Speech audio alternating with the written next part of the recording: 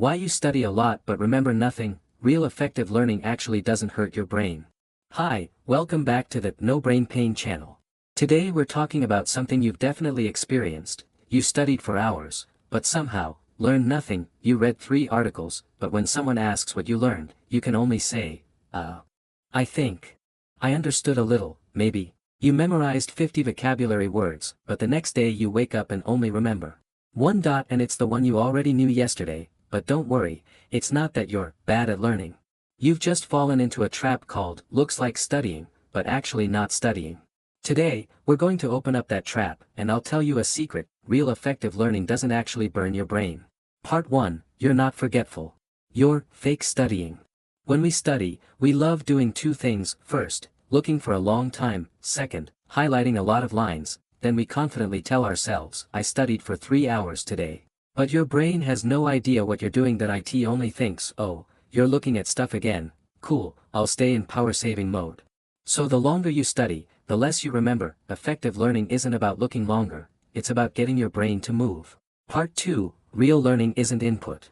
It's output. That if you finish a book, a video, or a course and you don't try to say it, write it, or do it, then you haven't learned it. Your brain has one simple rule: use it, keep it. Don't use it, delete it. If you don't output anything you learned, it's like putting files into a USB drive but never pressing save. Once you shut down, everything disappears. So the key of today: how to output easily, painlessly, and naturally, so everything you learn actually sticks. Don't worry, you don't need essays, you don't need aesthetic notes. We just need 3 super easy things.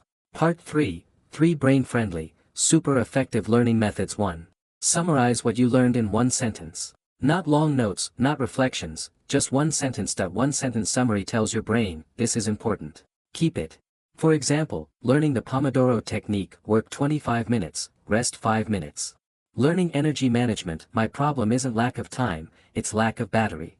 If you can't express it in 1 sentence, you were looking, not learning. 2. Explain what you learned to someone else. This method is powerful, almost unbelievably so. Just explain what you learned. Even if the listener is your cat, your pillow, or the ceiling, your brain will instantly start organizing language, connecting logic, and picking out the key points. That's output, and output is the exact moment memory becomes solid. So try saying, let me explain what I learned today. 30 seconds is enough. If you can teach it, you truly learned it. Point 3. Learn a little, use a little. Many people fail at learning because they treat it like hoarding. They learn 10 methods but use none, watch 20 productivity videos but remain exactly the same. Your brain hates look but don't use. If you don't use it, it will delete it. So the simplest rule is, learn a bit, apply a bit. Today you learned, break task smaller, then break 1 task. Right now, you learned 1 sentence summary, write 1 now. You learned, teach it out loud, say 1 sentence now, bit by bit. You'll be shocked by how fast you grow. Part 4, learning doesn't need to be harder.